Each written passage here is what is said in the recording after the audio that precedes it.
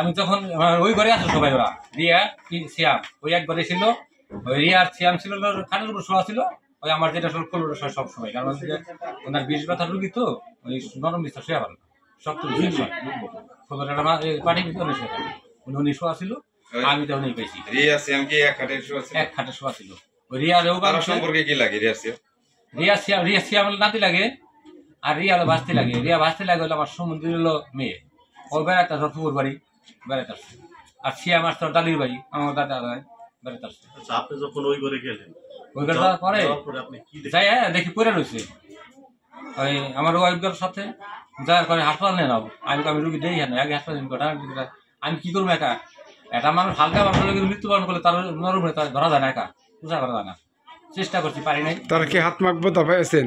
হ্যাঁ, আমি তখন ওই শরীরে ওই যে ডাক্তাররা কয় যে একটু দেখবেন নড়ে কিনে যা, অনেকক্ষণ ধরে দেখলাম নড়াচড়া করে না, শরীর ঠান্ডা, মুখ হাত দিচ্ছি মুখ ঠান্ডা, কি আরে ঠান্ডা কি আপাতত নাই রে, তখন আমার স্ত্রী করছি আপাতত নাই, আপাতত নাই কইয়া পরে আমি সবাই ডাকতে পারলাম। ওনার শরীরে কি কোনো বাধা ছিল? আমি বাধা অবস্থায় পাই নাই, বাধা ওই যে মেয়েটা খুলে আনাছিল আগে, গলা কেটে গেছে, আমি এই যে বান্ধাকে অবস্থাকে পাইনি, আমি মুখ অবস্থা ছিল খোলা মোলা ছিল।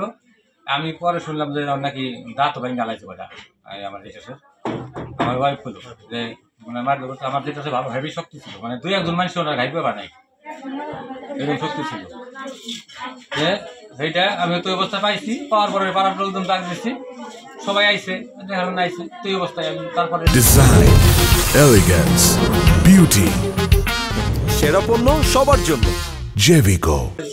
কিছুক্ষণ পরে কে বা কারা পুলিশকে ফোন দিচ্ছে আমি জানি না, তারপরে পুলিশ আসছে। তাহলে আপনি ওখানে যে গিয়ে দেখেন যে সে ফ্লোরে পড়ে আছে। আচ্ছা, ওনার মানে কি হাত পা ভাঙা, গলা কাটা? না, এই সমস্ত কিছু আছে। কিভাবে ওনাকে হত্যা করা হয়েছে? ওরা কইতেছে মুখ বাঁধছে, মাথা দিয়ে মুখ দিয়ে সব বাঁধছে, গলার ভিতরে নাকি গামছা নাকি ধোয়াই দিচ্ছে ওরা। আমি সঠিক জানি না, আমি তো ছিলাম না। টাকা আসছিল? টাকাতে দেখছিলেন? না, আমি তো এখান থেকেই করেছিলাম। কোনো সাউন্ড পাইছিলেন? আমি কোনো সাউন্ড পাইনি। তাহলে কে মারলো তাকে? এই হঠাৎ করে হয়েছে কি, আমি আগের দিন রাত্রে হলো রাত 8টা পর্যন্ত ওই দিন আমার রুগী আসলো হাসপাতালে, ওই জায়গা ছিলাম রুগী নিয়ে। ওই রুগীটা আসছিল আবার কুমিরা থেকে, জিএনপুর রুগী কুমিরা থেকে আসছিল সেই জায়গায় হাসপাতালে। ওই রাত 12টা পর্যন্ত জায়গায় জায়গায় শুয়েছিল চেতন পানিকে। আচ্ছা, আপনি কি ধারণা করছেন এই বিষয়ে, যে উনি যে মারা গেলেন, কিভাবে মারা গেলেন? আপনার ধারণা? আমার তো ধারণা কি করবো, তাই ওরা যা কইলো আমার ওরা কইলো যে মারা গেছেন, তাই না? মারা গেছে। আপনার এই বক্তব্য কি? আমার এনে কোনো বক্তব্য নাই না, আমার কিভাবে মারা গেলেন? ওই যে কইলো ওরা বাঁধছে, গলার ভিতরে গামছা ঢুকাই দিছিল, তার মাথা দিয়ে বাঁধছে, ওই বান্ধা ছুঁয়ে ওই শরীরে কোথাও শরীরে বাঁধতে আবার টয়লেটের ভিতরে ফালাইতে শরীরে। ওনার কোনো সন্তান আছে না? একটা মেয়ে আছে, বিদেশ থাকে, জর্ডান থাকে, আসতেছে সকালে আসবে। বয়স কত? ওর বয়স 7-8, বিয়ে হয় নাই। আর এই যে ওনার যে মারা গেলেন, ওনার কি স্বামী আছে? ওনার স্বামী আছে ভাই, থাকতেও নাই কিছু জন্য। আমি তখন বিয়ে করছি আমি 97-তে। তখন তার আগে থেকে ওনার স্বামীর সাথে যোগাযোগ নাই, সম্পর্ক নাই, মানে ডিভোর্স হয়ে গেছে আগেই। ওনার স্বামীর বাড়ি কোথায়? ওই উখলশিগুমরিয়া। আমি আর একটা বিষয় জানতে চাইতেছি যে ওইখানে যে ছেলেটা ছিল সিয়াম নামের, সিয়াম কি এখন এখানে আছে? আছে, এখানে আছে। ওনার স্বামী কি আসে এখানে? না না না, কোনোদিন দেখছি? আমি কোনোদিন দেখি না। এমনি ওই জায়গায় দেখছি, আমার শ্বশুর বাড়ির জায়গা, এখানে আসে নাই। না, এখানে আসে নাই। আর তার সাথে আমি যোগাযোগ করি না, আমার যেটা যোগাযোগ করি না, আমি যোগাযোগ করি না তার সাথে। কতদিন যাবত ওনাদের এই সম্পর্ক? আমি বিয়ে করছি 97-তে। 97 পর থেকে তার আগে ছাড়া নাই, সবাই যাতে